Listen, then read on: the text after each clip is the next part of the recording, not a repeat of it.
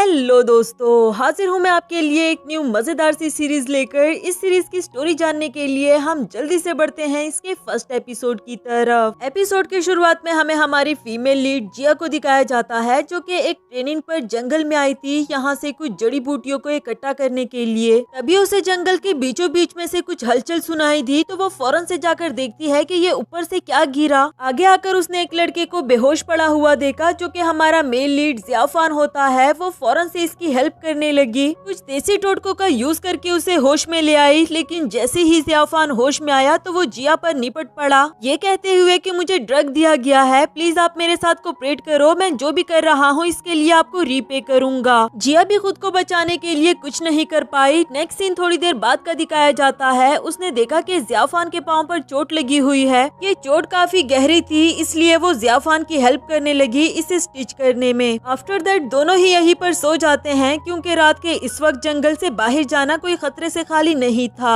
सुबह होते ही जैसे जिया को जाग आई और उसने खुद को ज़ियाफान के साथ देखा, तो फौरन उठकर वहाँ से जाने लगी, इससे पहले कि ज़ियाफान उसे देख पाता। लेकिन उसे जाते हुए उसकी फेलो याओ याओ ने देख लिया था कि क्या जिया ने इस लड़के के साथ रात गुजारी है। पास आकर उसने ज़ियाफान को पहचान लिया था कि ये तो हमारे प्रोविंस का सबसे रिचेस्ट पर्सन है ना, अगर जिया ने इसके साथ रात गुजारी तो मतलब कि उसके दिन बदलने वाले हैं। लेकिन वो ऐसा होने नहीं देना चाहती, इसलिए वो उसके साथ सोने की एक्टिंग करती है। ज़ियाफान को भी जब जाग आई तो उसने अपने साथ याओ याओ को देखा, पूछने लगा कि क्या वो तुम थी जिसने कल रात मेरी जान बचाई, और यकीनन याओ याओ उसे सच बताने वाली तो थी नहीं। नेक्स्ट सीन में ट्रेनिंग से वापस जाते हुए याओ याओ जिया के पास बैठ जाती है, उसे खामखा बुली करने के लिए, जबकि उसका ध्यान इसकी तरफ बिल्कुल भी नहीं होता, वो अपने ख्यालों में ही खोई रही। इसी दौरान याओ याओ ने उसके गले में एक पेंडेंट देखा, तो उसे छीन लेती है कि ये क्या तुमने गले में पहना हुआ है। जिया उसे वापस लेते हुए बोली कि तुम्हें इससे क्या लेना देना, ये मुझे किसी ने दिया था। नेक्स्ट सीन में जिया वापस आ चुकी थी, काफी ज्यादा परेशान होती है कि ना मैं इस ट्रेनिंग पर जाती और ना ही ऐसा कुछ होता। अब मैं इसके बारे में अपने बॉयफ्रेंड लू हाओ को कैसे बताऊं, लेकिन मैं उसे सच्चाई नहीं छुपाऊंगी, चाहे वो मेरी बात का यकीन करे या ना करे। ये सोचते सोचते वो अपने बॉयफ्रेंड तक पहुंच आई और उसने देखा कि उसका तो पहले से ही किसी और के साथ अफेयर चल रहा है। रंगे हाथों उन दोनों को पकड़ लेती है, लेकिन बजाय शर्मिंदा होने के वो दोनों ही इसे बुली करने लगे। वो लड़की कहती है कि तुम इस काबिल हो ही नहीं कि कोई लड़का तुम्हें पसंद करे। इस पर जिया ने उसे जोरों का थप्पड़ मार दिया, पर लू हाओ भी इसका साथ देते हुए कहता है कि ये तुम क्या कर रही हो, तुम्हें पता भी है कि ये हमारे हॉस्पिटल के डीन की बेटी है। जिया को इससे क्या ही फर्क पड़ता था, वो उसे भी थप्पड़ मार देती है, कहने लगी कि तुम दोनों एक दूसरे को एंजॉय करो और आज के बाद हम दोनों के बीच में कोई भी रिलेशनशिप नहीं रहा, जो कहकर वो वहाँ से चली गई। नेक्स्ट सीन में वापस जाते हुए वो अभी भी काफी ज्यादा गुस्से में होती है। जैसे ही उसके पास गाड़ी खड़ी हुई तो वो फौरन से इसमें बैठ जाती है, इसे अपनी ऑर्डर की हुई टैक्सी समझकर। लेकिन असल में वो ज़ियाफान की गाड़ी में बैठ गई थी। इन लोगों को देखकर सॉरी करते हुए वापस उतरने लगती है, पर तब तक बारिश भी स्टार्ट हो गई। अब बारिश में वो कहाँ धक्के खाती फिरेगी, इसलिए इन लोगों से लिफ्ट मांग लेती है कि क्या प्लीज आप लोग मुझे थोड़ा आगे तक छोड़ देंगे। इस पर ज़ियाफान भी राजी हो गया और कहता है कि ठीक है। असिस्टेंट मिंग बा भी ड्राइव करने लगा। इसी दौरान जिया ज़ियाफान को देखकर दिल ही दिल में सोच रही थी कि ये लड़का काफी ज्यादा हैंडसम लग रहा है, आखिर ये है कौन। वो अभी ये सोच ही रही थी कि तेज मोड़ काटने की वजह से वो उसके लैब पर जा गिरी और कुछ देर तक तो उसे देखती ही रही। ज़ियाफान बोला कि अगर देख लिया हो तो क्या मिस आप अपनी सीट पर जा सकती हैं। ये सुनकर तो वो काफी ज्यादा शर्मिंदा हो गई और फौरन गाड़ी से उतर जाती है, ये कहकर के बस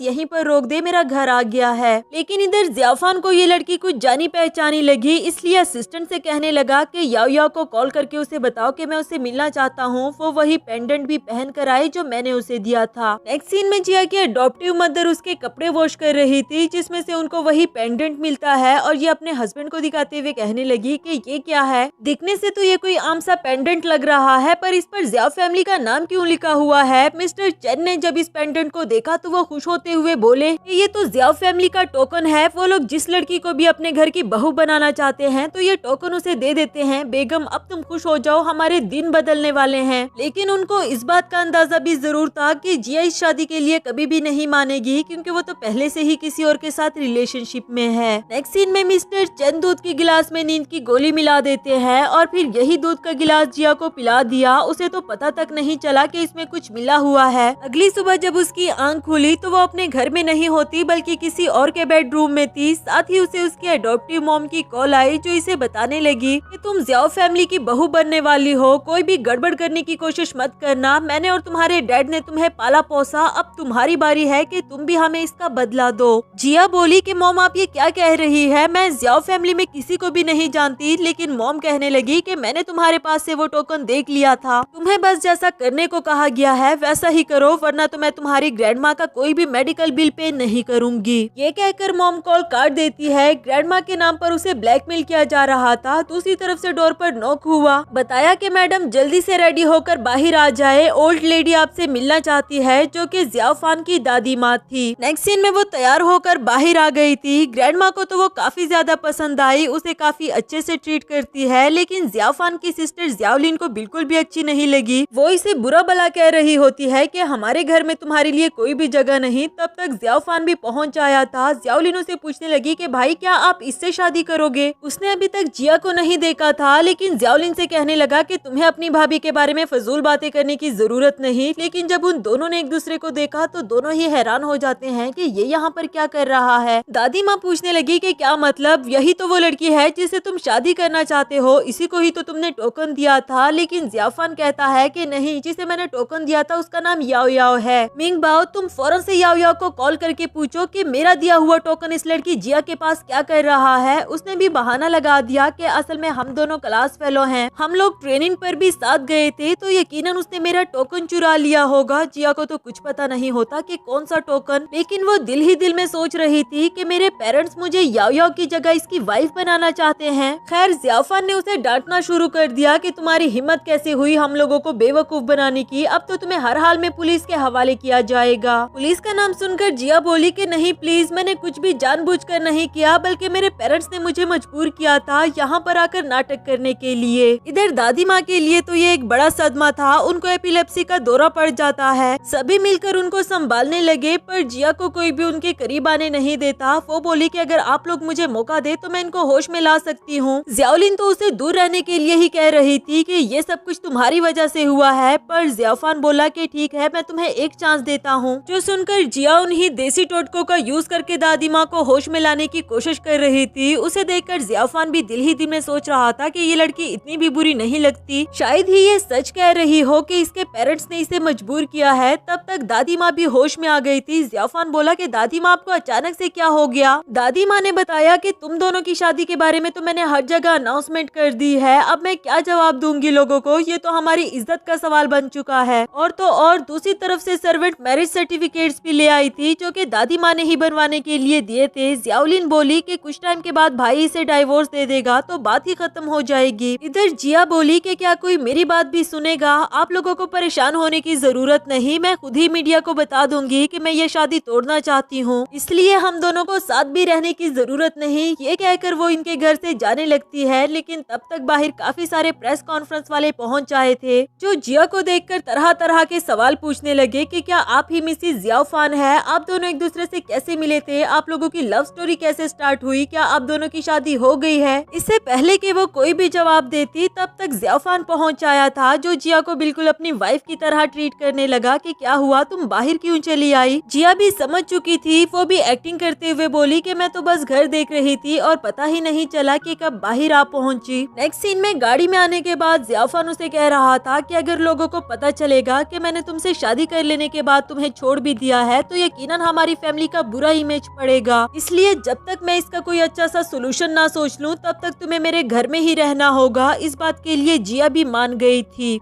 नेक्स्ट सीन में जियाओ फान जिया को अपने बड़े से घर में ले आया था, जिसे देखकर वो दिल ही दिल में सोच रही थी कि चाहे ये घर कितना ही बड़ा क्यों ना हो, मुझे तो यहाँ से जल्दी ही चले जाना होगा। उसे रूम में भेजने के बाद इधर जियाओ फान अपने असिस्टेंट से कहता है कि इससे पहले कि याओ याओ कोई मेस क्रिएट करे उसे कॉल करके बता दो कि कुछ टाइम के लिए हम एक दूसरे से नहीं मिल पाएंगे। उधर जिया को उसकी मॉम की कॉल आती है, जो पहले तो बहुत अच्छे से बात करते हुए कह रही थी कि मुझे पता था मेरी बेटी बिल्कुल सही सलामत होगी, जियाओ फैमिली ने तुम्हें बहुत सारे गिफ्ट दिए होंगे ना, वो भी एक्सपेंसिव। चलो अब मुझसे छुपाना बंद करो और जल्दी से इधर सेंड कर दो। जिया बोली कि मॉम ये आप क्या बातें कर रही हैं, कौन से गिफ्ट, जबकि ये शादी ही फेक है। पर मॉम उसकी बातों का यकीन नहीं करती। वो कहती है कि अच्छा अब तुम मुझसे बातें छुपाओगी क्या? मुझे नहीं पता कि जिया फैमिली वेडिंग के पहले दिन ही अपनी बहू को $10 मिलियन गिफ्ट में देते हैं। मैं कह रही हूँ तुम्हें बहाने लगाना बंद करो और फौरन से वो पैसे मुझे सेंड कर दो, इससे पहले कि मैं तुम्हारी दादी माँ के मेडिकल एक्सपेंसेस बंद कर दूं। ये कहकर मॉम ने कॉल काट दी। जिया को अपनी दादी की फिक्र हो रही थी और ये भी कि इतने सारे पैसे मैं कहां से लेकर आऊंगी, इसलिए उसने डिसाइड कर लिया कि मैं दादी माँ को किसी और हॉस्पिटल शिफ्ट कर देती हूँ। यहाँ से जाना भी उसके लिए मुश्किल था, लेकिन कुछ भी करके वो चुपके छुपाते हुए हॉस्पिटल पहुँच आई, जहाँ उसने मेड वाला ड्रेस पहना होता है। नर्स से अपनी ग्रैंडमा के बारे में पूछा तो उसने बताया कि वो तो कब की यहाँ से डिस्चार्ज हो चुकी, क्या तुम्हें नहीं पता? ये सुनकर तो जिया और भी ज्यादा परेशान हो गई। वापस जाने ही वाली थी कि वो अपने एक्स बॉयफ्रेंड की गर्लफ्रेंड साइली से टकरा जाती है, जो इसे देखकर कहने लगी कि अच्छा हुआ तुम मुझे मिल गई हो, क्या तुम्हें नहीं लगता कि तुम्हें मुझसे माफी मांगनी चाहिए? तब तक लुहाव भी पहुंच आया था। साइली बोली कि देखो ना, तुम्हारी एक्स गर्लफ्रेंड के पास पैसे नहीं है, इसलिए हमारे हॉस्पिटल में आया की जॉब करने आ गई। अगर तुम मेरे जूते साफ कर दो तो मैं तुम्हें 100 युआन दे सकती हूँ। जो सुनकर जिया ने उसके जूते पर पाँव दे मारा और बताया कि मेरा हस्बैंड इतना अमीर है कि वो तुम सबके समेत इस हॉस्पिटल को भी खरीद ले। वो लोग इसका मजाक उड़ाने लगे कि कहीं तुम्हें कोई अंधा तो नहीं मिल गया, वरना तुमसे कौन शादी करता। तब तक दूसरी तरफ से जियाफान भी पहुंच आया था, जो कहने लगा कि क्या तुम लोगों को मैं अंधा नजर आता हूँ? आइंदा अगर किसी ने मेरी वाइफ को ऑफेंड करने की कोशिश की तो मुझे सेकंड्स भी नहीं लगेंगे इस हॉस्पिटल को बंद करने में। ये कहकर वो जिया का हाथ पकड़ते हुए अपने साथ ले जाता है, जबकि इधर साइले को समझ नहीं आ रहा था कि तुम्हारी एक्स गर्लफ्रेंड को इतना अमीर लड़का कैसे मिल गया। लुहाव बोला कि मुझे कैसे पता होगा।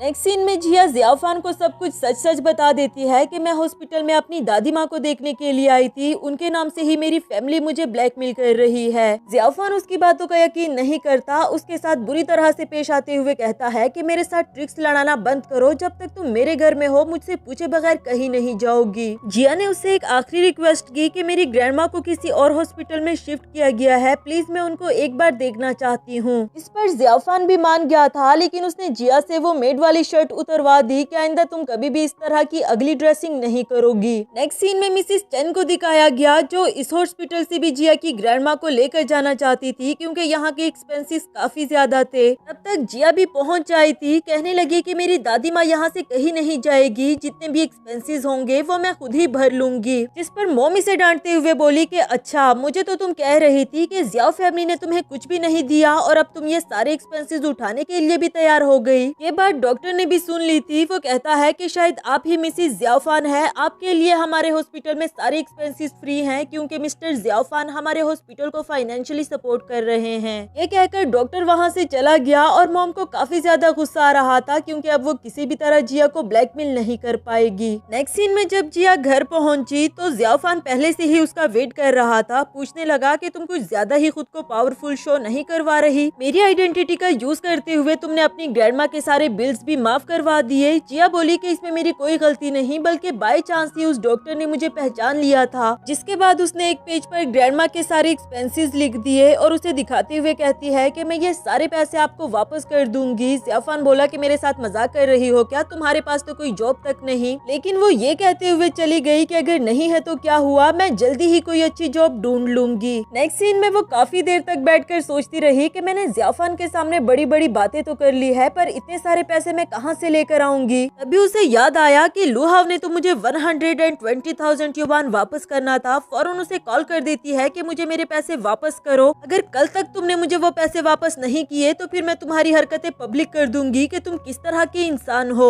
नेक्स्ट सीन अगली सुबह का दिखाया गया। जिया लुहाव से मिलने के लिए गई थी ताकि उसे अपने पैसे ले सके, जबकि लुहाव इसे दोबारा से अपनी बातों में लाना चाह रहा था कि मैंने साइले से ब्रेकअप कर लिया है बिकॉज मुझे रियलाइज हो गया कि मैंने तुम्हारे साथ गलत किया था। क्या प्लीज तुम मुझे एक और चांस नहीं दे सकती हो? जिया ने भी उसे बहुत अच्छे से पहचान लिया था। वो कहती है कि तुम क्या कर रहे हो और क्या नहीं, मुझे इससे कोई भी फर्क नहीं पड़ता, बस मुझे मेरे पैसे वापस चाहिए। उसी रेस्टोरेंट में जियालिन भी अपनी फ्रेंड से मिलने के लिए आई हुई थी, जिसकी अचानक से जिया पर नजर पड़ी तो इसे पूछने लगी कि वो लड़की तुम्हारी भाभी नहीं है क्या? देखो तो सही, तुम्हारे भाई के पीठ पीछे ये किसी और लड़के से मिलने के लिए आई हुई है। जियालिन को भी काफी ज्यादा गुस्सा आ गया और उसने ठान ली कि मैं इस बारे में भाई को जरूर बताऊंगी। उधर मुश्किल से ही सही, लेकिन लुहाव ने ने जिया को एक कार्ड दे दिया था कि इसमें 120,000 युआन है, जिसे लेकर वो जाने लगी थी। लुहा भी उसके पीछे पीछे जाने लगा उसे मनाने के लिए, लेकिन किस्मत से ज़ियाफान पहले ही उसके इंतजार में खड़ा था, जो कि जिया बिल्कुल भी एक्सपेक्ट नहीं कर रही थी। गाड़ी में बैठ जाने के बाद उसने सच सच बताया कि मैं यहाँ लुहा से मिलने के लिए क्यों आई हुई थी, पर ज़ियाफान अभी भी उसकी बातों का यकीन नहीं करता। कहने लगा कि मैंने तुम्हें मना किया था कि मुझसे पूछे बगैर तुम कहीं नहीं जाओगी, और तुम मेरे पीठ पीछे अपने बॉयफ्रेंड से मिलने के लिए आई थी, और अगर तुम पैसे लेने के लिए ही आई थी तो कहाँ है वो पैसे, मुझे भी तो दिखाओ। जिया फौरन से उसे वो कार्ड दिखाना चाह रही थी, लेकिन उसने देखा कि वो कार्ड तो उसके पास है ही नहीं। अब तो ज़ियाफान को वो सच में झूठी ही लग रही थी। उसे फौरन से अपनी गाड़ी से उतरने के लिए कहा और फिर उसे यहीं पर छोड़कर वहाँ से चला गया। जिया बेचारी अपना कार्ड देखने लगती है कि मेरे पास ही तो था, फिर अचानक से कहाँ चला गया। दूर से ही ज़ियाओलिन भी उसे देख रही थी। वो खुश हो जाती है कि मेरे भाई ने इसके साथ बहुत अच्छा किया। इवन कि वो यहाँ कुछ ड्रंक लड़कों को पैसे दे देती है उस सामने वाली लड़की को बुली करने के लिए, जो पैसे लेकर बिल्कुल ऐसा ही करने लगते हैं। जिया को उन लड़कों से काफी ज्यादा डर लगा, क्योंकि वो लोग इसे परेशान कर रहे थे, और अचानक से यहाँ पर ज़ियाफान आ जाता है उन लड़कों से निपटने के लिए। उन लोगों को मारने के साथ साथ इसे भी चोट लग गई, जबकि जिया को समझ नहीं आती कि ये तो मुझे छोड़कर चला गया था, तो वापस कैसे आ गया। नेक्स्ट सीन में गाड़ी में आ जाने के बाद भी उसने ज़ियाफान से यही सवाल किया, जिस पर उसने वो कार्ड दिखाया, यानी कि जिया से वो कार्ड गाड़ी में गिर गया था। इस कार्ड को देखकर जिया खुश होने के साथ साथ रिलैक्स भी हो जाती है। कहने लगी कि अब तो तुम्हें मेरी बात का यकीन हो गया होगा ना कि मैं लुहाओ से क्यों मिलने के लिए गई थी। इसी दौरान जिया ने उसके पांव पर पुराने जख्म का निशान देखा, जिससे उसे याद आता है कि उस रात भी जिस लड़के को चोट लगी थी वो बिल्कुल इसी जगह पर लगी थी। उसे पूछने लगी कि ये चोट तुम्हें कैसे और कब लगी थी, जिस पर वो बोला कि तुम्हें इससे क्या लेना देना। जिया सोच रही थी कि शायद मुझे गलतफहमी हो गई होगी, ये वो लड़का नहीं हो सकता। नेक्स्ट सीन में ज़ियाओलिन ने दादी माँ को सारी बात बता दी थी। फिर जैसे ही जिया घर आई तो गुस्से में उसे थप्पड़ मार देती है कि तुम मेरे भाई के पीठ पीछे किसी और लड़के से मिलने के लिए गई थी। जिया ने पूरी बात सच सच बताई, पर ज़ियाओलिन उसकी बात का यकीन नहीं करती कि अच्छा तो तुम किसी से पैसे लेने के लिए भी ऐसी सीक्रेट जगह पर गई थी। लेकिन दादी माँ को उस पर पूरा भरोसा था। ज़ियाओलिन को समझाते हुए बोली कि हो सकता है तुम्हें गलतफहमी हो गई हो। तब तक ज़ियाफान भी पहुँच आया था। ज़ियाओलिन उसे देखकर उसे जिया की शिकायत लगा देती है, पर ज़ियाफान बोला कि आप लोगों को फिक्र करने की जरूरत नहीं, जिया अब मेरी वाइफ बन चुकी है, वो क्या कर रही है और क्या नहीं मैं सब कुछ बहुत अच्छे से जानता हूँ। फिर वो जिया का हाथ पकड़कर अपने रूम में ले आया। उसे बताया कि जो लड़के तुम्हें बुली कर रहे थे मैंने उन लोगों को पुलिस के हवाले कर दिया है। नेक्स्ट सीन में जिया को उसके डैड की कॉल आती है, जो उसे बता रहा था कि मैं तुम्हें बहुत मिस कर रहा हूँ, तुम्हारी मॉम ने जो कुछ भी किया मैं उसके लिए माफी मांगता हूँ। जबकि जिया बोली कि मॉम ग्रैंडमा के सारे मेडिकल एक्सपेंसेस को कट ऑफ करना चाह रही थी, आपने उनको कुछ भी नहीं कहा और कहते हैं कि मैं आप लोगों को माफ कर दूं, मैं आप लोगों से किसी भी तरह का कोई रिलेशनशिप नहीं रखना चाहती। नेक्स्ट सीन अगली सुबह का दिखाया गया, जहाँ मिस्टर चन को जियाओ ग्रुप के बाहर कुछ लोगों ने घेर लिया था। वो कहते हैं कि तुम्हारी कंपनी तो डूब गई है, पर हमें हमारे दिए हुए पैसे वापस करो।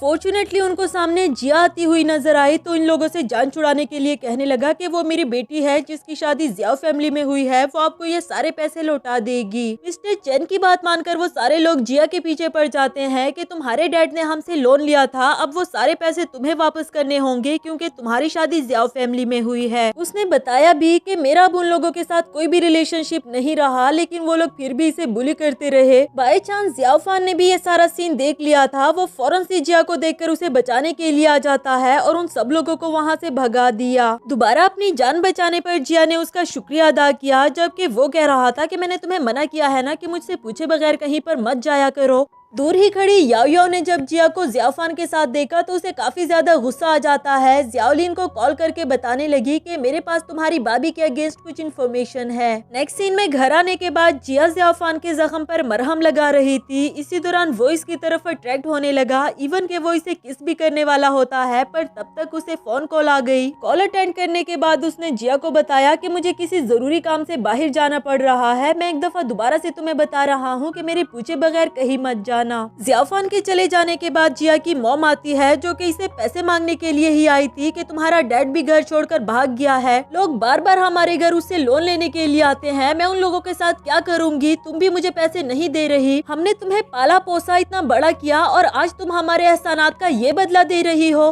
इसके जवाब में जिया बोली कि मैंने तो आप लोगों को हमेशा अपनी फैमिली की तरह समझा, पर आप लोगों ने सिर्फ मेरा यूज करना चाहा, मुझे जिया फैमिली के हाथों भेज डाला। दूसरी तरफ से जिया फान भी पहुंच आया था, जो मिसिस चेन को देखकर कहने लगा कि जिया को आप यहाँ से नहीं लेकर जा सकती। वो बोली कि मैं जानती हूँ ये शादी फेक है, पर अगर आपको मेरी बेटी पसंद है और इसे अपने घर में ही रखना चाहते हैं तो मैं इसे 5 मिलियन में बेचने के लिए तैयार हूँ। जिया को अपनी मॉम का ये वाला रूप देखकर बिल्कुल भी अच्छा नहीं लगा, जबकि जिया फान को ऐसी ही उम्मीद थी। वो कहने लगा कि 5 मिलियन तो बहुत ज्यादा है, पर हाँ मैं 2 मिलियन देने के लिए तैयार हूँ। वो लालची औरत तो इस पर भी फौरन से मान गई। असिस्टेंट से पैसों का कार्ड लेकर वहाँ से चली जाती है, जबकि इधर जिया को काफी ज्यादा बुरा लग रहा था। इधर जियाफान भी उसे कहने लगा कि मैंने 2 मिलियन देकर तुम्हें इसलिए खरीद लिया ताकि कल को जब मैं तुम्हें डाइवोर्स दूं तो मैं लोगों को बता सकूं कि असल में तुम्हारी फैमिली ने तुम्हें सेल किया था। ये कहकर वो भी वहाँ से चला गया, जबकि इधर जिया दिल ही दिल में सोचने लगी कि तुम इतने बुरे इंसान होगे, मैंने कभी सोचा भी नहीं था। लेकिन असिस्टेंट मिंग बाओ ने उसे रिलैक्स किया कि आपको परेशान होने की जरूरत नहीं, बॉस सच में आपकी फिक्र करते हैं, वरना तो वो आपके लिए वापस क्यों आ जाते। उन्होंने आपकी मॉम को 2 मिलियन क्यों दिया, यकीनन ये भी आप समझ गई होगी। जिया बोली कि क्या वो मेरी मदद करना चाहता है, तो उसने बताया कि हाँ बिल्कुल। लेकिन वो अभी भी ज्यादा रिलैक्स नहीं होती, क्योंकि ये बात जियाफान ने अपने मुंह से थोड़ी ना कही। इसी के साथ हमारा ये वाला एपिसोड खत्म हुआ। हेलो दोस्तों, तो बढ़ते हैं इस सीरीज के सेकंड एपिसोड की तरफ। एपिसोड की शुरुआत में असिस्टेंट जियाफान को बता रहा था कि जैसा आपने एक्सपेक्ट किया था, मिसिस चेन को पैसे मिल जाने के बाद उनका हस्बैंड भी वापस आ चुका है। वो बोला कि इन दोनों पर अच्छे से नजर रखना, इन्हें तो मैं देख लूंगा। इसके बाद असिस्टेंट ने एक इनविटेशन लेटर पकड़ाया जो कि किसी कंपनी से आया था। जियाफान के साथ साथ उसकी वाइफ के लिए भी इनविटेशन था, तो उसने असिस्टेंट को कहा कि जाकर उसे तैयार होने के लिए कह दो। नेक्स्ट सीन में मेड जिया के पास डिजाइनर ड्रेसेस लेकर आती है और उसे बताया कि आपको बॉस के साथ एक बिजनेस पार्टी में जाना होगा। जिया इसमें से एक ड्रेस सेलेक्ट करके अच्छे से तैयार हो गई थी। नीचे आकर वो एक्सपेक्ट करती है कि जियाफान उसकी तारीफ करेगा, पर ऐसा कुछ भी नहीं हुआ। वो इसका हाथ पकड़कर अपने साथ ले जाने लगा। पार्टी में इंटर होकर सबसे पहले इन दोनों का सामना जियाफान के एक हेटर माओ से होता है, जो कि इसे देखकर कहने लगा कि बहुत टाइम के बाद तुमसे मुलाकात हुई, यकीनन ये तुम्हारी वाइफ ही होगी। जियाफान ने उसके सवालों का कोई भी जवाब नहीं दिया। वो जिया को आगे जाने के लिए कहता है और खुद एक इम्पोर्टेंट कॉल रिसीव करने लगा। जिया से जेलस होने वाली तो बहुत सारी लड़कियां थी। यहाँ कुछ लड़कियां जानबूझकर उसे बुली करने लगी कि पता नहीं कौन से नीच घर की होगी, लेकिन अमीर लड़कों को पटाकर उनसे शादी करने के बाद खुद को महारानियां समझ रही होती है। पहले तो जिया भी उनकी बातें खामोशी से सुन रही थी, लेकिन जब वो लोग इसके पेरेंट्स के बारे में बात करने लगे तो जिया ने उसे थप्पड़ मार दिया कि मैं जो मर्जी कोई हूँ, तुम्हें इससे फर्क नहीं पड़ना चाहिए और ना ही मेरे पेरेंट्स के बारे में तुम्हें कुछ भी कहने का हक है। माओ भी साइड पर खड़ा ये सारा तमाशा देख रहा था कि किस तरह उन लड़कियों ने जिया के कपड़ों पर वाइन गिराकर गंदे किए। आखिरकार वो लड़कियां यहाँ से चली जाती है, इससे पहले कि जियाफान अंदर आकर इन लोगों को कोई नुकसान पहुंचाए। इधर माओ जिया के पास आकर कहने लगा कि आपके कपड़े गंदे हो चुके हैं, क्यों ना आप मेरे साथ चलो, मैं आपको वॉशरूम का रास्ता दिखा देता हूँ, तो आप अपने कपड़े वहाँ पर वॉश कर लेना। जिया भी उसके साथ चलने लगी, क्योंकि वो नहीं जानती थी कि असल में ये है कौन। लेकिन जब जियाफान ने इन दोनों को साथ में देखा तो फौरन से आकर कहने लगा कि मेरी वाइफ है, मैं इसके कपड़े खुद ही धुला दूंगा, तुम्हें इससे कोई लेना देना नहीं। और फिर जिया को अपने साथ ले गया। साइड पर लाकर उसे पूछने लगा कि आखिर हुआ क्या था, जिस पर जिया ने भी उसको सब कुछ सच बता दिया। तो उसने असिस्टेंट को कॉल करके बताया कि जो भी इसमें शामिल था मुझे उसके नाम चाहिए, कि मैं उन लोगों के साथ कोई भी कोऑपरेशन नहीं रखना चाहता। इसके बाद उसने जिया को ड्रेस चेंज करने के लिए कहा। नेक्स्ट सीन में ड्रेस चेंज कर लेने के बाद जियाफान उसे ये ड्रेस फेंक देने के लिए कह रहा था, पर वो बोली कि ये ड्रेस तो बहुत एक्सपेंसिव है, मगर फिर भी उसने उसके हाथ से ड्रेस लेकर फेंक दी। अभी एक लड़की भाग कर आते हुए जियाफान पर नाइफ से अटैक करना चाहती थी, पर अनफॉर्चुनेटली वो नाइफ जिया को लग गया।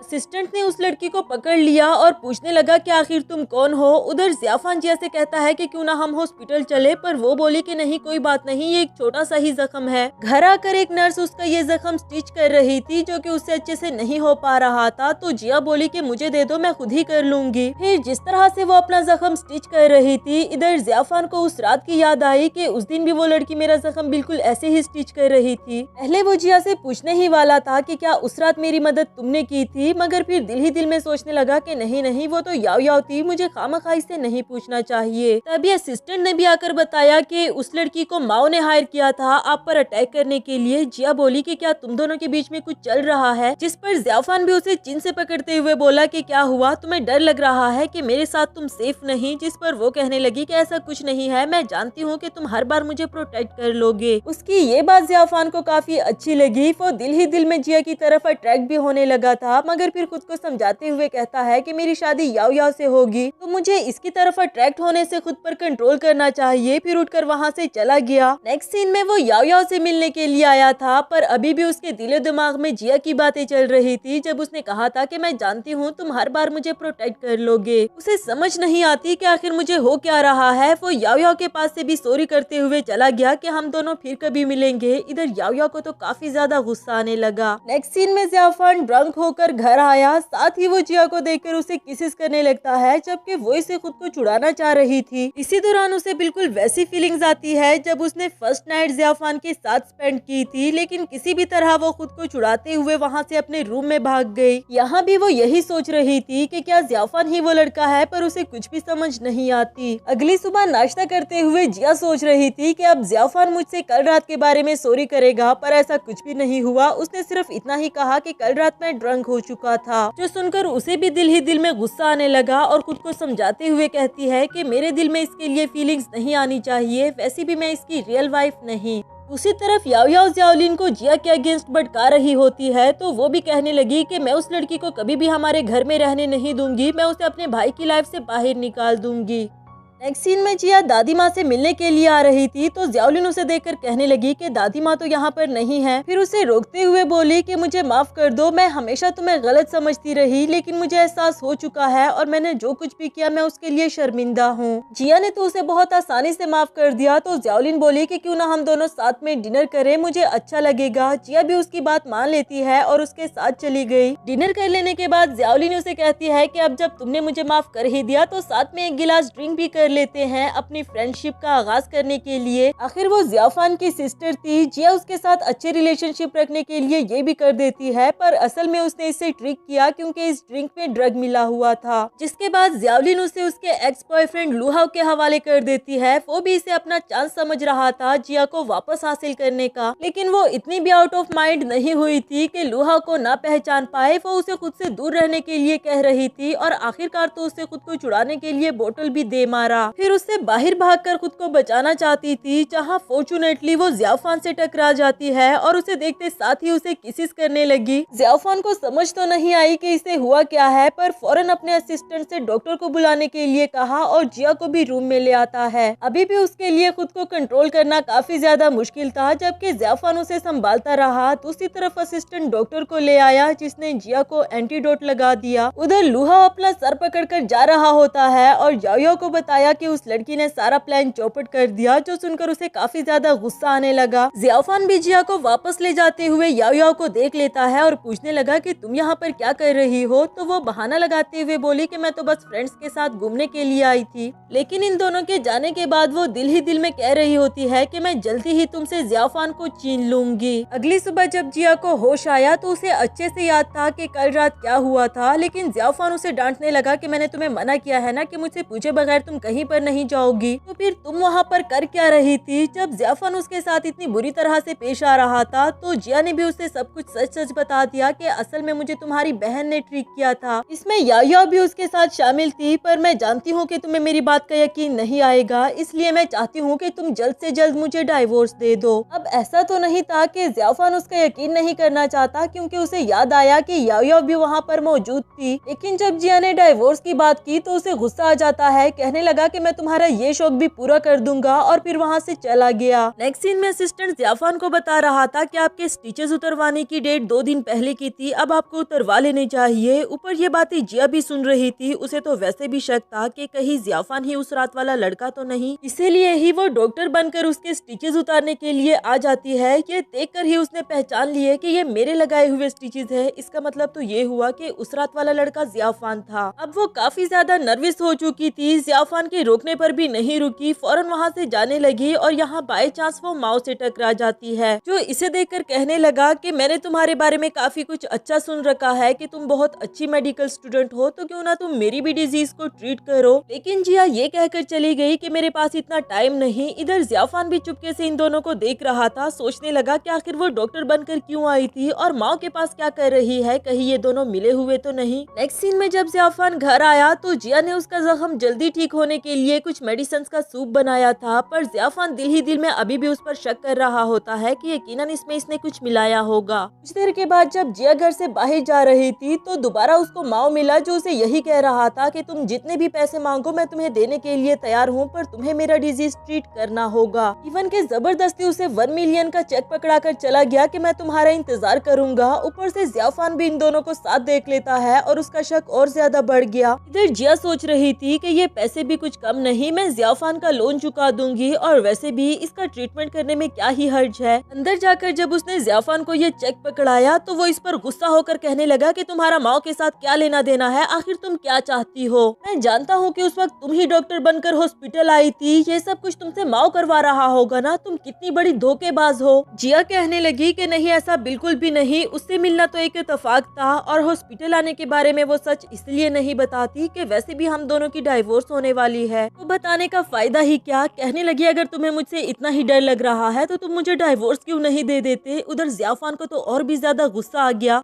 मेरे दिल में इसके लिए फीलिंग्स जनरेट होने लगी है और इसे तो देखो बार बार मुझसे डाइवोर्स की बात करती है। नेक्स्ट सीन में जिया अपनी ग्रैंडमा को विजिट करने के लिए हॉस्पिटल गई थी, जहां उसकी ग्रैंडमा नहीं होती क्योंकि मिस्टर माओ ने उसे उठवा लिया था और उसकी शर्त यही होती है कि तुम्हें मुझे ट्रीट करना होगा। अब उसकी दादी माँ की सेफ्टी के लिए उसे माओ के घर जाना पड़ा उसे ट्रीट करने के लिए। लेकिन ये खबर यहाँ जियाफान को मिल जाती है कि जिया माओ के घर गई है। यहाँ तो उसके गुस्से की इंतहा हो चुकी थी कि ये लड़की मेरी एक नहीं सुनती। वो फौरन से उसके घर पहुंच आया था ये जानने के लिए कि आखिर वो वहाँ पर क्या कर रही है। यही सवाल वो जिया से पूछता है कि तुम यहाँ पर क्या कर रही हो, तो वो बोली कि तुम्हें नजर नहीं आ रहा मैं मिस्टर माओ का ट्रीटमेंट कर रही हूँ। अब तो जिया के जवाब भी इतने कड़वे हो गए थे। जियाफान कहता है कि ये शर्ट उतार कर कौन सी ट्रीटमेंट की जाती है। वो बोली कि मिस्टर माओ को इंसोमिया है, बाकी की डिटेल्स मैं तुम्हें बाद में दे दूंगी, लेकिन प्लीज इस वक्त तुम्हें यहाँ से बाहर जाना होगा इससे पहले कि मिस्टर माओ जाग जाए। उसकी बात मानकर जियाफान भी वहाँ से बाहर चला गया। कुछ देर के बाद जब मिस्टर माओ को जाग आई तो उसने जिया को बताया कि तुम्हें अपनी ग्रैंडमा के बारे में परेशान होने की जरूरत नहीं, वो पहले ही एक अच्छे हॉस्पिटल में है। जो सुनकर जिया भी रिलैक्स हो गई। आफ्टर दैट जब वो जियाफान से बात करने के लिए बाहर आती है तो उसने पहले ही सारी इन्वेस्टिगेशन करवा ली थी और कहने लगा कि तुमने मुझे क्यों नहीं बताया कि इसने तुम्हारी ग्रैंडमा को किडनैप किया है। जिया कहती है कि तुमने कौन सा मेरी बातों का यकीन कर लेना था, और वैसे भी मैं फ्यूचर की डॉक्टर हूँ, मैं किसका ट्रीटमेंट करती हूँ और किसका नहीं इससे तुम्हें कोई फर्क नहीं पड़ना चाहिए। जियाफान चाहे उसे शो नहीं करवाता कि उसे जिया के बदले हुए रवैये से कितना ज्यादा फर्क पड़ रहा है, पर वो अपना गुस्सा निकालने के लिए सारी रात काम करता रहा। सुबह सर्वेंट ने इस बारे में जिया को बताया कि बॉस ने कल रात से कुछ भी नहीं खाया, तो जिया को भी उसकी फिक्र होने लगी और फौरन से जाकर उसे कुछ खाने के लिए कहती है। उसका बीपी भी काफी डाउन हो चुका था जिसके लिए वो उसे ट्रीट करने लगी। जियाफान बोला कि मुझे तुम्हारी ट्रीटमेंट की जरूरत नहीं, तो जिया कहती है कि तुम फिक्र मत करो, मैं इसके लिए भी तुमसे चार्जेस लूंगी। उसकी ये बात सुनकर जियाफान स्माइल कर देता है, लेकिन इसके बाद जिया ने उसका प्रॉपर्ली ख्याल रखना शुरू कर दिया था और उसे रेस्ट करने के लिए कुछ इंजेक्शन लगा देती है। कुछ देर के लिए वो आंखें बंद करके आराम करता है। जिया भी उसके साथ बैठी रही और उसे देखकर दिल ही दिल में सोच रही थी कि जब ये खामोश रहता है तो कितना हैंडसम लगता है ना। जैसे ही जियाफान ने जिया के टच करने को महसूस किया, वो फौरन से अपनी आंखें खोलकर उसका हाथ पकड़ लेता है और पूछने लगा कि क्या तुम मुझे सेड्यूस करना चाह रही थी। इससे पहले कि वो ना कहती, जियाफान उसे डायरेक्टली किस करने लगा क्योंकि वो जानता था कि ये झूठ ही बोलेगी। लेकिन इससे पहले कि इन दोनों के बीच में कुछ भी हो पाता, जियाफान को एक इम्पोर्टेंट कॉल आ जाती है जिसे रिसीव करने के लिए वो रूम से बाहर चला गया। अगली सुबह जिया को सर्वेंट ने बताया कि बॉस को एक बिजनेस पार्टी का इनविटेशन मिला है, इसलिए वो चाहते हैं कि आप अपने लिए अच्छे से शॉपिंग कर ले, बिकॉज वो आपको अपने साथ ले जाना चाहते हैं। जिया भी ना तो करने वाली थी नहीं, वो अपनी फ्रेंड के साथ शॉपिंग करने के लिए आ जाती है, जहाँ जहाँ उसका सामना याओ याओ से हुआ वो तो वैसे ही उससे जेलस होती रहती थी। और फिर जब उसने ये देखा कि जिया ने अपने लिए बहुत एक्सपेंसिव ड्रेस सेलेक्ट की है जो मैं तो कभी भी नहीं खरीद सकती, तो उसे और भी ज्यादा गुस्सा आ जाता है। जिया के यहाँ से जाने के बाद याओ याओ इस ड्रेस को कैंची से काट देती है ताकि जब ये ड्रेस उसके घर पार्सल की जाए तो ये उसके पहनने के काबिल ना हो। नेक्स्ट सीन में कुछ ऐसा ही होता है। जिया जब इस ड्रेस को पहनने लगी तो उसने देखा कि ये तो पटी हुई है। वो जानती थी कि डिजाइनर ये गलती नहीं कर सकते, यकीनन ये याओ याओ का काम होगा।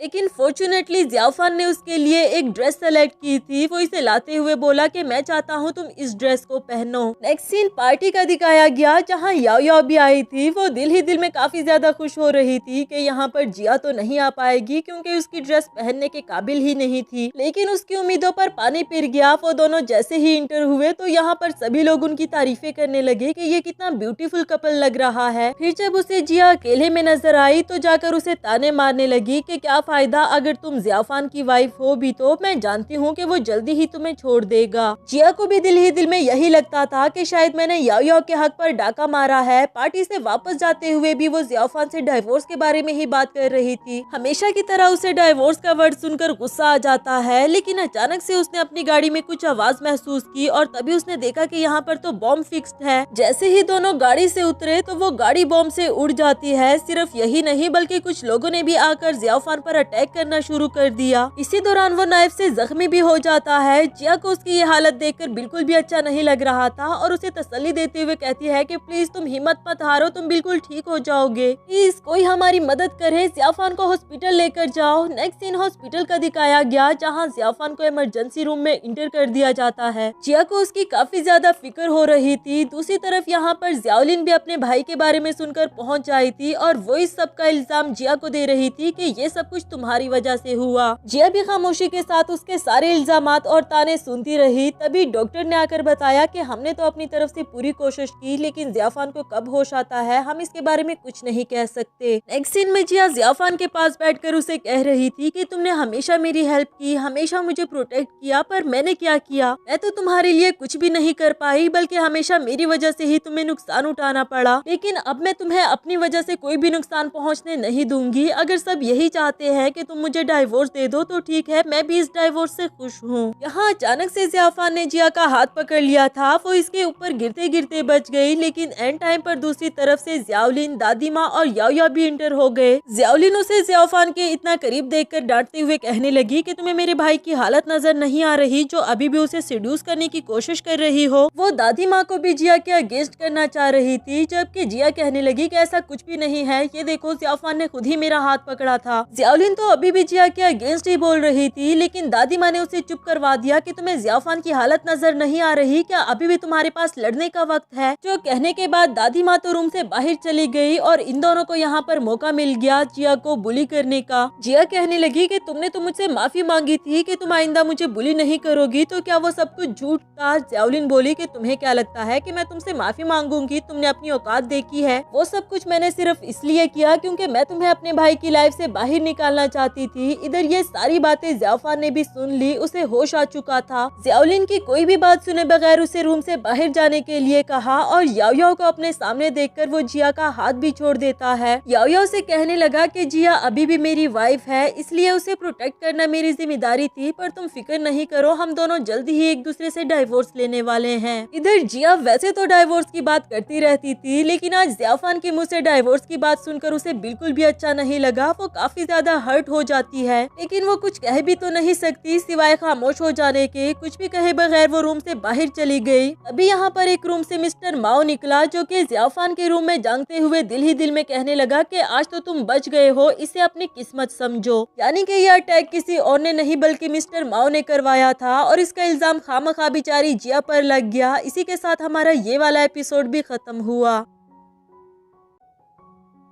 हेलो दोस्तों, तो बढ़ते हैं इस सीरीज के थर्ड एपिसोड की तरफ। एपिसोड के शुरुआत में याओ याओ जियाफान के लिए लंच बनाकर लाई थी। वो कहती है कि मैं तुम्हें अपने हाथों से खिला देती हूँ, पर जियाफान बोला कि नहीं तुम रख दो, मैं खुद ही बाद में खा लूंगा। असल में उसे जिया को हर्ट करके अच्छा नहीं लग रहा था, लेकिन वो क्या ही कर सकता है, वो याओ याओ के साथ भी नाइंसाफी तो नहीं कर सकता। यहाँ जब अचानक से उसके जख्म से खून आने लगा तो याओ याओ तो डॉक्टर को बुलाने लगी थी, पर जियाफान बोला कि तुम खुद भी तो एक डॉक्टर हो ना और एक स्टिच ही तो खुला है जो तुम खुद भी लगा सकती हो। उसके कहने पर याओ भी वो स्टिच लगाने लगती है, लेकिन जियाफान ने नोटिस किया कि ये स्टिच वैसा नहीं लगा जैसे कि उस रात उस लड़की ने लगाए थे। उससे पूछता है कि इस बार तुमने डिफरेंट तरीके से स्टिच क्यों लगाया, तो वो भी बहाना लगा देती है कि स्टिचिंग के मेथड्स तो डिफरेंट हो सकते हैं, और फिर जान छुड़ाते हुए वहाँ से भाग निकली। जियाफान को भी अब शक होने लगा था। वो किसी को इन्वेस्टिगेशन के लिए लगा देता है कि आखिर उस रात उसके साथ वो लड़की कौन थी। आफ्टर दैट जब वो हॉस्पिटल से डिस्चार्ज होकर अपने असिस्टेंट के साथ घर जाने वाला था, तभी उसे जिया की कॉल आती है जो कि उससे डाइवोर्स के बारे में ही बात कर रही थी कि डाइवोर्स पेपर्स रेडी हो चुके हैं, तो हमें जल्द से जल्द इस पर साइन कर लेने चाहिए। इधर जियाफान को तो गुस्सा आने लगा कि मैं अभी तक अच्छे से ठीक नहीं हुआ और इसे डाइवोर्स की पड़ी है, इसीलिए ही उसने कॉल काट दी।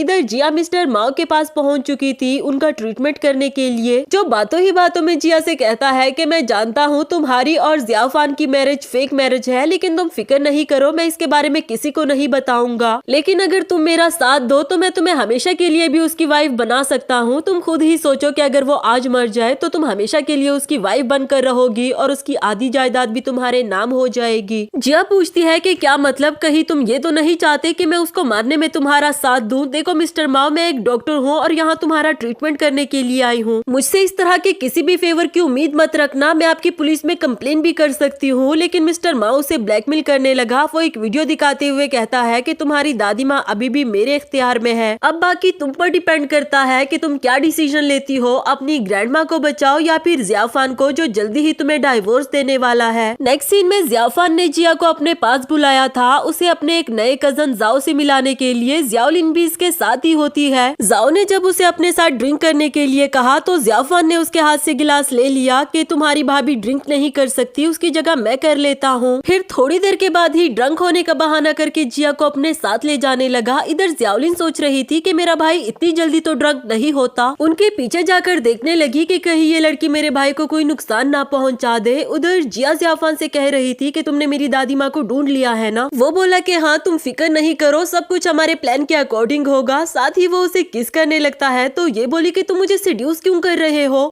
जिस पर जियाफान ऐसे दिखा रहा था कि मैं तुम्हें फेवर दे रहा हूँ, अगर मैंने एक किस कर भी ली तो इसमें इतनी भी क्या बड़ी बात है। आफ्टर दैट वो प्लान के अकॉर्डिंग जियाफान को बेहोश करने लगी, जो कि बाहर जियाओलिन ने भी देख लिया। वो गलत समझ जाती है कि ये यकीनन मेरे भाई का कोई फायदा उठाना चाहती है। नेक्स्ट सीन में जिया जियाफान को मिस्टर माओ के सामने पेश कर देती है कि मैं तुम्हारे कहने पर इसे यहाँ ले आई हूँ, अब मेरी दादी माँ को छोड़ दो और मुझे भी यहाँ से जाने दो। लेकिन वो बोला कि ऐसे कैसे, तुम्हें पता क्यों नहीं चला कि कोई तुम्हें फॉलो कर रहा है? उन लोगों ने जियाओलिन को भी पकड़ लिया था। कहने लगा कि ये लड़की हमेशा तुम्हें बुली करती रहती थी ना, तो ये लो नाइफ और इसे मार डालो और इस तरह इन लोगों की प्रॉपर्टी आसानी से तुम्हारे नाम हो पाएगी। जिया ऐसा करने के बजाय मिस्टर माओ को घेर लेती है। तब तक पीछे से जियाफान भी उठ आया और हम देखते हैं कि मिस्टर माओ के सारे आदमी इन लोगों के साथ मिल चुके थे, जो जानकर उसे गुस्सा तो काफी ज्यादा आया, मगर क्या फायदा, जियाफान उसके अगेंस्ट सारे सबूत पुलिस को दे चुका था और असिस्टेंट को उसे पुलिस के हवाले करने के लिए कहा। जिसके बाद वो जिया को अपने साथ ले जाने लगा और जियाओलिन को खुद ही आने के लिए कहता है, क्योंकि उसे जरूरत क्या थी इन लोगों के पीछे आने की। गाड़ी में आकर जिया दोबारा उसे डाइवोर्स की बात करती है कि मैं अपनी दादी माँ का ख्याल रखना चाहती हूँ और आप लोगों के फैमिली क्लैशेस में नहीं पड़ना चाहती, इसलिए बेहतर होगा कि जल्दी ही हम डाइवोर्स ले लें। लेकिन जियाफान ने उसे कुछ टाइम और सब्र करने के लिए कहा कि मिस्टर माओ तुम पर अटैक कर सकता है और फिलहाल तुम्हारे लिए सबसे सेफ जगह मेरा घर है। नेक्स्ट सीन में असिस्टेंट ने जियाफान को आकर बताया कि आपके कहने पर मैंने खुद इन्वेस्टिगेशन की। उस दिन काफी सारे मेडिकल स्टूडेंट्स चाइनीज मेडिसिन इकट्ठी करने के लिए उस जंगल में गए थे, जिसमें से मिस जिया भी शामिल थी। मैं कोशिश कर रहा हूँ वहाँ के सीसीटीवी कैमरास की फोटोज लेने की, जिससे सब कुछ क्लियर हो जाएगा। जियाफान तो सुनकर और भी ज्यादा एक्साइटेड हो गया था। तभी उसे जिया की कॉल आई, जो उसे पूछ रही थी कि क्या मैं कुछ टाइम के लिए अपनी दादी माँ को तुम्हारे घर पर रख सकती हूँ, जब तक मुझे कोई और अच्छी जगह ना मिल जाए। जियाफान ने तो सुनते साथ ही हाँ कह दिया था और अभी बताने ही लगा था कि क्या मैं तुम्हारी हेल्प के लिए किसी को भेज दूं, लेकिन इससे पहले ही उसने कॉल काट दी। इधर असिस्टेंट मिंगबाओ सोच रहा था कि ये पावर तो सिर्फ सीईओ की वाइफ के पास ही है कि इनसे पहले ही उसने कॉल काट दी और बॉस गुस्सा भी नहीं हुए। उधर दादी माँ इतना बड़ा घर देखकर जिया से कह रही थी कि मुझे यकीन नहीं आ रहा कि तुम्हारी शादी इतने अच्छे घर में हुई है, वो लड़का तुम्हें अच्छे से तो ट्रीट करता है ना। वो भी दादी माँ को फेक मैरिज के बारे में बताने ही वाली थी कि उसे जाओ की कॉल आ गई, जो कि इसे अपने साथ एंजॉय करने के लिए कह रही थी। ये कहकर के जियाफान भी हमारे साथ मौजूद है। जिया नहीं चाहती थी कि किसी को भी हमारे फेक मैरिज के बारे में पता चले, इसलिए वो वहाँ पर चली जाती है जहाँ के ज़ियाओलिन और याओ याओ भी पहले से ही मौजूद थी। ज़ियाओलिन को उसका यहाँ पर आना बिल्कुल भी अच्छा नहीं लगा और ऊपर से जब ज़ियाफान उसका ख्याल रख रहा था, उसे प्रोटेक्ट कर रहा था, तो उसे और भी ज्यादा गुस्सा आने लगा। उसने याओ याओ को तबीयत खराब होने की एक्टिंग करने के लिए कहा और फिर ज़ियाफान को उसके साथ भेज देती है उसे डॉक्टर को दिखाने के लिए। फिर जाओ को भी बहाने से बाहर भेज दिया ताकि वो यहाँ जिया को बुली कर सके कि उसे जरूरत क्या थी यहाँ पर आने की। जिया बोली कि तुम गलत समझी हो, मैं यहाँ पर खुद नहीं आई बल्कि मुझे जाओ ने बुलाया था और वैसे भी मैं ज़ियाफान से यहाँ पर अपना डाइवोर्स एग्रीमेंट साइन कराने आई हूँ। अब ये तो ज़ियाओलिन के लिए अच्छी बात थी, लेकिन उसने जानबूझकर उसके कपड़ों पर ड्रिंक गिरा दी और फिर उससे माफी मांगकर साफ करने के लिए कहती है। जिया जब वॉशरूम चली गई तो ज़ियाओलिन ने उसके पास से वो डाइवोर्स एग्रीमेंट चुरा लिया क्योंकि वो भी इसे अच्छे से बुली करना चाहती थी। जबकि उधर जिया जाकर ज़ियाफान को रोकते हुए उसे कहती है कि क्या प्लीज तुम मुझे 2 मिनट दे सकते हो, मैं डाइवोर्स एग्रीमेंट अपने साथ लेकर आई हूँ, तुम उस पर साइन कर दो। जबकि ज़ियाफान तब तक इस पर साइन नहीं करना चाहता जब तक उसे कंफर्म ना हो जाए कि आखिर उस रात उसके साथ वो लड़की कौन थी। गुस्से में कहने लगा कि तुम्हें नजर नहीं आ रहा कि याओ याओ की तबीयत खराब है, हम इस बारे में बाद में बात करेंगे, फिलहाल तुम घर जाओ। नेक्स्ट सीन में ज़ियाओलिन ने जिया की दादी माँ को धक्के मारकर घर से बाहर निकलवा दिया था कि तुम एक चीटर की दादी माँ हो, वो मेरे भाई की फेक वाइफ है। ये सब कुछ ज़ियाओलिन ने जानबूझकर किया क्योंकि वो जिया को अच्छे से सबक सिखाना चाहती थी। तब तक जिया भी यहाँ पर पहुँच आई। ये सब कुछ देखकर वो कहती है कि तुम मेरी दादी माँ को इस तरह से ट्रीट नहीं कर सकती, मुझे ज़ियाफान ने ही इन्हें यहाँ पर लाने के लिए कहा था। जबकि वो बोली कि अब मेरे भाई ने ही मुझे तुम दोनों को यहाँ से बाहर निकालने के लिए कहा है और जहाँ तक डाइवोर्स एग्रीमेंट की बात है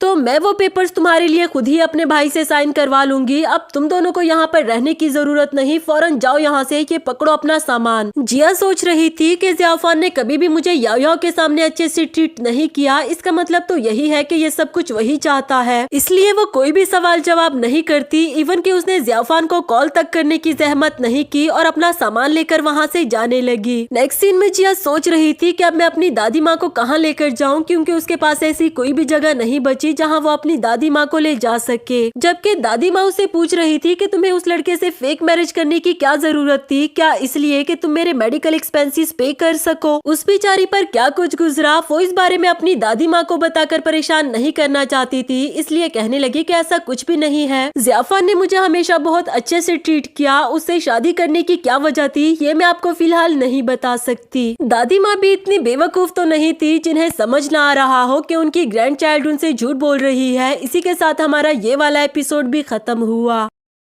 हेलो दोस्तों, तो बढ़ते हैं इस सीरीज के लास्ट एपिसोड की तरफ। एपिसोड के शुरुआत में ज़ियाओलिन ने किसी को कॉल करके उसे जिया के बारे में ये बात सोशल मीडिया पर फैलाने के लिए कही कि वो अभी तक ज़ियाफान की झूठी वाइफ होने का नाटक कर रही थी। तभी दूसरी तरफ से ज़ियाफान इंटर हुआ जो कि जिया के बारे में ही पूछ रहा था कि वो कहाँ है। तो ज़ियाओलिन बोली कि मुझे तो नहीं पता, जब मैं तुम्हारे घर आई तो वो यहाँ से जा चुकी थी। ये बात उसे जरा अजीब लगी, इसलिए जिया को कॉल करने लगता है। जबकि ज़ियाओलिन उसका ध्यान भटकाने के लिए कहती है कि ये देखो भाई, वो तुम्हारे लिए डाइवोर्स पेपर्स छोड़कर गई है। इवन के ये देखकर भी ज़ियाफान को यकीन नहीं आ रहा था कि वो ऐसा कैसे कर सकती है और मुझसे पूछे बगैर उसने घर कैसे छोड़ दिया। ज़ियाओलिन उसके यकीन को और पक्का करने के लिए कहती है कि भाई क्या आपने इन डाइवोर्स पेपर्स को देखा, इसमें उसने डाइवोर्स के नाम पर आपकी आधी जायदाद मांगी हुई है। ज़ियाफान को जिया से ये उम्मीद तो नहीं थी। दूसरी तरफ जिया को दिखाया गया जिसे उसकी फ्रेंड ने कॉल करके बताया कि तुमने सोशल मीडिया ऑन करके देखा, जरा देखो तो सही तुम्हारे बारे में सब कुछ क्या चल रहा है। उसने भी जब सोशल मीडिया ऑन करके देखा तो हर तरफ उसी की ही बातें चल रही थी कि वो झूठी है, फेक है, वो ज़ियाफान की झूठी वाइफ होने का नाटक कर रही थी। कुछ ही देर में पुलिस भी उसे फेक मैरिज केस में अरेस्ट करने के लिए आ जाती है। जिया के पास भी उनके साथ जाने के अलावा और कोई ऑप्शन नहीं था। नेक्स्ट सीन में ज़ियाफान उन पेपर्स को देखकर जिया के बारे में ही सोच रहा था कि वो तो हमेशा ये कहती थी कि उसे उसके पेरेंट्स ने इस शादी के लिए फोर्स किया है, लेकिन जिस तरह वो हर वक्त डाइवोर्स की बात करती थी इसका मतलब तो यही हुआ कि वो मुझसे मेरी आधी प्रॉपर्टी लेना चाहती थी। जिया को ऐसी लड़की जालकर उसे बिल्कुल भी अच्छा नहीं लगा। इसके बाद वो अपने तरीके से पेपर्स बनवाकर जिया के पास इसे साइन करवाने के लिए जाने ही वाला था कि असिस्टेंट ने बताया कि उसे तो पुलिस ने पकड़ लिया है फ्रॉड मैरिज केस में। ये सुनकर तो वो फौरन उसकी तरफ भाग पड़ा। नेक्स्ट सीन में वो जिया के सामने बैठकर उसे कह रहा था कि तुम्हें मेरे बनाए हुए पेपर्स को साइन करना होगा। जिया भी उन पेपर्स को देख लेती है और साइन करने के लिए राजी हो गई, ये कहते हुए कि ये बिल्कुल वैसे ही तो है जो मैंने बनवाए थे। इस इस बात से भी जियाफान को शक हो गया कि क्या वो प्रॉपर्टी वाले पेपर्स जिया ने बनवाए भी थे या नहीं। वो उससे मजीद बात करना चाहता था लेकिन जिया उसे कोई भी बात नहीं करना चाहती और वहाँ से जाने लगी। नेक्स्ट सीन में जिया की दादी माँ जियाफान के घर पर उससे मिलने के लिए आई थी, उसे ये बताने के लिए कि जिया ने तुमसे शादी जानबूझकर नहीं की थी बल्कि उसे उसके पेरेंट्स ने ब्लैकमेल किया था। वो ऐसी लड़की बिल्कुल भी नहीं है जिस तरह के उसके बारे में सोशल मीडिया पर कहा जा रहा है। जबकि जियाउलिन ऐसा होने नहीं देना चाहती, इसलिए उनको धक्के मारकर बाहर निकाल दिया कि यहाँ पर आपकी सुनने वाला कोई भी नहीं है और दोबारा आपको यहाँ पर आने की जरूरत नहीं। एंड टाइम पर वहाँ जियाफान आ पहुँचा था। उसने जब ये सारा सीन देखा तो जियाउलिन को डांटने लगा कि ये तुम बड़ों को किस तरह से ट्रीट कर रही हो, क्या हमारी फैमिली ने तुम्हें ये सिखाया है। दादी माँ अभी तक वैसे भी अच्छे से रिकवर नहीं हुई थी और अब तो उनकी तबीयत और भी ज्यादा बिगड़ गई। जियाफान ने जब उनकी ये हालत देखी तो फौरन से उनको हॉस्पिटल पहुंचा देता है। वो अभी इमरजेंसी वार्ड में ही थी कि जिया भी वहां पर पहुंच जाई और जियाफान से पूछने लगी कि आखिर मेरी दादी माँ को हुआ क्या है, मुझे बताओ तो सही। इससे पहले कि वो कुछ बता पाता, दूसरी तरफ डॉक्टर भी इमरजेंसी वार्ड से बाहर आ गया और बताया कि उनकी कंडीशन काफी ज्यादा क्रिटिकल है, उनकी जान बच पाएगी या नहीं इस बारे में कुछ भी नहीं कहा जा सकता। ये सुनकर जिया से बिल्कुल भी बर्दाश्त नहीं हुआ। वो रोने लगी कि प्लीज डॉक्टर मेरी दादी माँ को बचा ले, मेरे पास उनके अलावा और कोई भी नहीं है। डॉक्टर के जाने के बाद जिया जियाफान से कह रही थी कि हम दोनों का डाइवोर्स हो चुका और हमारे बीच में अब किसी किस्म का कोई भी रिश्ता नहीं बचा, इसलिए अब तुम लोग मेरी लाइफ में टांगे अड़ाना बंद करो, मैं तुम में से किसी को भी नहीं देखना चाहती। इधर जियाफान उसकी दादी माँ के लिए उसे सॉरी कर रहा था कि शायद ये सब कुछ मेरी गलती है। जो सुनकर जिया उससे लड़ने लगी कि आखिर तुम मुझे पूरी बात क्यों नहीं बता देते, तुम लोगों ने मेरी दादी माँ के साथ क्या किया। ये कहते कहते वो बेहोश हो जाती है और जियाफान ने उसे संभाल लिया था। नेक्स्ट सीन में जब जिया को होश आया तो वो अपना ड्रिप उतार कर फौरन से दादी माँ के पास जाना चाहती थी। जियाफान भी फौरन से उसके पास आ पहुंचा और उसे यहीं पर रोक देता है। उसे अफसोस के साथ बताया कि तुम्हारी दादी माँ अब इस दुनिया में नहीं रही, मैं इसके लिए बहुत शर्मिंदा हूँ। सिर्फ यही नहीं, इसके लिए तुम्हें जो भी कंपेंसेशन चाहिए मैं देने के लिए तैयार हूँ। जिया तो उसे सिर्फ यहाँ से जाने के लिए कह रही थी कि मुझे अकेला छोड़ दो, जबकि जियाफान उसे हक करके संभालने लगा क्योंकि वो जानता था कि ये वक्त उसके लिए कितना ज्यादा मुश्किल है। दूसरी तरफ जियाफान की ग्रैंडमा भी जियाउलिन को लेकर जिया के पास अफसोस करने के लिए आई थी। दादी माँ उसे बताती है कि तुम खुद को अकेला मत समझो, हम तुम्हारी फैमिली हैं। जिया बोली कि नहीं, हम फैमिली नहीं रहे क्योंकि मेरी और जियाफान की डाइवोर्स हो चुकी। तो दादी माँ कहती है कि इसके बदले जो तुम्हें प्रॉपर्टी चाहिए थी हम लोग वो भी देने के लिए तैयार हैं। जिया ने तो कोई प्रॉपर्टी मांगी ही नहीं, कहने लगी कि कौन सी प्रॉपर्टी, मैंने तो सिर्फ डाइवोर्स ही मांगी थी। जिस पर जियाफान अपने असिस्टेंट से कहकर वो पेपर्स लाने के लिए कहता है जो कि जिया ने साइन किए थे। जब उसे दिखाए गए तो वो सबके सामने कह देती है कि ये वो पेपर्स नहीं जो मैंने बनवाए थे और जो मैंने साइन किए थे। जो सुनकर जियाफान भी समझ चुका था कि ये किसका काम है। वो जियाउलिन से कहने लगा कि ये पेपर्स मुझे तुमने ही दिए थे ना, और इसका मतलब यही हुआ कि ये पेपर्स तुमने खुद ही बनवाए थे। वो तो फौरन अपने किए से पलट जाती है, जबकि इधर दादी माँ ने उसे थप्पड़ मार दिया कि मैं हमेशा तुम्हारा साथ देती रही और तुमने क्या किया, हमेशा सबको धोखा दिया। जियाफान भी उसे अभी के अभी जिया से माफी मांगने के लिए कह रहा था। उन दोनों के फोर्स करने पर जियाउलिन माफी तो मांगने लगी, लेकिन जिया भी जानती थी कि वो ये माफी दिल से नहीं मांग रही। जवाब में वो कह देती है कि मुझे आप में से किसी की भी माफी नहीं चाहिए, मैं बस इतना चाहती हूँ कि आप लोग मेरी जान छोड़ दो, वैसे भी मुझे सोशल मीडिया पर बहुत उछाला जा रहा है। नेक्स्ट सीन में जिया अपनी दादी माँ के कब्र पर गई थी। शर्मिंदा होकर कहती है कि प्लीज मुझे माफ कर दे कि मैं आपको प्रोटेक्ट नहीं कर पाई। जिया के साथ उसकी फ्रेंड अन्यू भी होती है जिससे उसकी ये हालत देखी नहीं जा रही थी। वो कहती है कि तुम्हें अब अपनी एक नई लाइफ शुरू कर लेनी चाहिए। मैंने तुम्हें अपनी रिसर्च जॉब के बारे में बताया था ना, मैं कुछ ही दिनों में उस सिटी शिफ्ट हो रही हूँ, अगर तुम चाहो तो तुम भी मेरे साथ चलो। जिया भी उसके साथ शिफ्ट होने के लिए राजी हो गई, लेकिन तभी अचानक से उसे वॉमिट फील होने लगी। नेक्स्ट सीन में उसकी फ्रेंड उसे हॉस्पिटल ले आई थी और यहाँ पता चला कि असल में वो प्रेग्नेंट है। ये बच्चा किसी और का नहीं बल्कि जियाफान का था और अन्यू ने भी ये डिसीजन उस पर छोड़ दिया कि वो इस बच्चे को रखना चाहती है या फिर अबॉर्शन करवाना चाहती है। इन दोनों को यहाँ से जाते हुए लुहाव देख लेता है जो कि यही सोच रहा था कि जिया गायनोकोलॉजिस्ट के पास क्या करने आई होगी। नेक्स्ट सीन में जब अन्यू ने जिया को कॉल करके उसे अपने साथ शिफ्ट होने के लिए पूछा तो जिया बोली कि मैं इस बच्चे को रखना चाहती हूँ और मुझे नहीं लगता कि प्रेगनेंसी के दौरान वो रिसर्च वाली जॉब मेरे लिए सूटेबल होगी, इसलिए मैं तुम्हारे साथ नहीं जा पाऊंगी। इसके बाद जिया अपने लिए जॉब ढूंढना चाहती थी और वो एक एक करके इंटरव्यू के लिए जाती है, पर कोई भी उसे एक्सेप्ट करने के लिए तैयार नहीं था। वो भी सिर्फ इसलिए कि सोशल मीडिया पर उसके बारे में क्या कुछ चल रहा है। अब तो वो बहुत नाउम्मीद हो चुकी थी। रास्ते में चलते हुए भी वो यही सोच रही थी कि अब मैं क्या करूंगी। तभी पीछे पीछे से जियाफान आ जाता है जो कि उसे अपनी गाड़ी में बैठने के लिए कह रहा था। जिया ने उसके साथ बैठने से इनकार कर दिया कि तुम्हें मैं कितनी बार बताऊं कि मैं तुम्हें नहीं देखना चाहती, मेरा पीछा करना बंद कर दो। जियाफान बोला कि क्या तुम मुझसे इतना नफरत करती हो? मैं तो सिर्फ तुम्हें प्रोटेक्ट करना चाहता हूँ। माओ जेल से बाहर आ चुका है और मैं नहीं चाहता कि वो तुम्हें कोई नुकसान पहुँचा दे। ये जानने के बावजूद भी जिया कहने लगी कि मुझे तुम्हारी प्रोटेक्शन नहीं चाहिए, फिर चाहे मेरी जान ही क्यों ना चली जाए। तुम्हारी वजह से ही सोशल मीडिया पर मुझे कितना बुरा भला कहा जा रहा है। क्या तुमने वहाँ पर मुझे एक बार भी प्रोटेक्ट करने की कोशिश की तो मैं तुमसे कोई उम्मीद ही क्यों रखूं? इस दौरान भी जिया को एक बार वॉमिट फील हो रही थी, पर उसने अपनी प्रेगनेंसी के बारे में जियाफान को पता तक चलने नहीं दिया और वहाँ से चली गई। इधर जियाफान ने अपने असिस्टेंट को एक मीडिया कॉन्फ्रेंस रखवाने के लिए कही ताकि वो सबको ये क्लियर कर सके कि जो कुछ भी हुआ उसमें जिया की कोई गलती नहीं थी। नेक्स्ट सीन में जिया ने जियाफान की ये कॉन्फ्रेंस देख ली थी कि उसने सबके सामने मेरा नाम क्लियर कर दिया है, लेकिन वो फिर भी यही कहती है कि अब करने का क्या फायदा, मुझे जो नुकसान होना था वो तो हो चुका ना। इवन कि जब उसे जियाफान की कॉल आई उसे बात करने के लिए, तब भी वो उसे बात नहीं करती और उसकी कॉल काट दी। नेक्स्ट सीन में लुहा को दिखाया गया जिसने हॉस्पिटल से जिया का डाटा निकलवा लिया था। इससे उसको पता चला कि जिया प्रेग्नेंट है। अब वो यही सोच रहा था कि मैंने तो उसे टच तक नहीं किया, तो ये बच्चा यकीनन जियाफान का ही होगा। उसने फौरन से ये बात कॉल करके याया को भी बता दिया। वो तो सुनकर काफी ज्यादा गुस्सा हो जाती है कि अगर ये बच्चा सच में ही जियाफान का हुआ तो फिर मेरी मेहनत पर तो पानी फिर जाएगा। अब वो किसी भी तरह करके इस बात को कंफर्म करना चाहती थी, इसलिए वो जियाफान को कॉल करके उसे इमोशनली ब्लैकमेल करते हुए पूछ रही थी कि अगर तुम्हारे और जिया के बीच में रिलेशनशिप इतना बढ़ चुका है कि वो तुम्हारे बच्चे की माँ बनने वाली है, तो फिर मैं भी तुम दोनों के लिए खुश हूँ और जल्दी ही तुम्हारी लाइफ से चली जाऊंगी। जियाफान भी सुनकर कहने लगा कि क्या कही जा रही हो तुम, हम दोनों के बीच में तो ऐसा कुछ भी नहीं हुआ। याओ तो उसके मुंह से यही सुनना चाहती थी। फिर उसे सॉरी करते हुए कहने लगी कि यकीनन वो किसी और के साथ अफेयर चला रही होगी, जबकि इधर जियाफान बेचारे को तो उसने टेंशन में डाल दिया कि आखिर ये सब कुछ हो क्या रहा है। नेक्स्ट सीन में वो एक बार में ड्रिंक कर रहा होता है और अभी भी उसके दिमाग में यही सारी बातें चल रही थी। उसका दोस्त उससे पूछने लगा कि आखिर तुम्हें क्या हो गया है, तुम्हारा दिल किसने तोड़ दिया, तुम्हारी एक्स वाइफ ने या फिर तुम्हारी होने वाली वाइफ ने? उसे जवाब देने से पहले ही जियाफान ने जिया को गुजरते हुए देखा तो फौरन से भागकर उसके पास आते हुए पूछने लगा कि तुम यहाँ पर चोरी छुपे किससे मिलने के लिए आई हो और ये बच्चा किसका है, मुझे सच सच बताओ। जिया पहले तो उसका ये बिहेवियर देखकर हैरान हो गई और फिर कहने लगी कि ये बच्चा तुम्हारा नहीं तो फिर तुम्हें इससे क्या लेना देना, ये जिस मर्जी का हो।